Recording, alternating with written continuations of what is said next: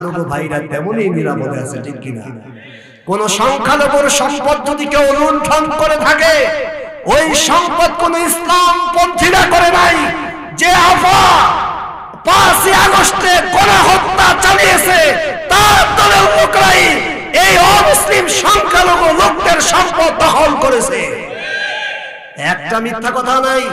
সাবেক পুলিশের IG Benji চরম বেয়াদব, এই বেয়াদব একদিন বলেছিল, ইসলামী আন্দোলনের কর্মীদের ব্যাপারে বলেছিল, এই বাংলাদেশের মধ্যে সবচেয়ে ভালো ভদ্র শিক্ষিত জাতির শ্রেষ্ঠ সন্তান ইসলামী ছাত্র শিবিরকে নিয়ে সে একটা মন্তব্য করেছিল, যেখানেই শিবির সেখানেই গুলি চালাও, বলছে না?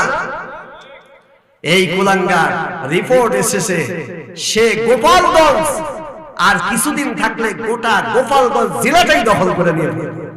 গোপালগঞ্জের আমার অমুসলিম সংখ্যালঘু ভাই এবং বোনেরা আজকে মিডিয়ায় মুখ খুলতে শুরু করেছে যে আমাদের সম্পদগুলো নামে বেনামে দখল করে নিয়েছে।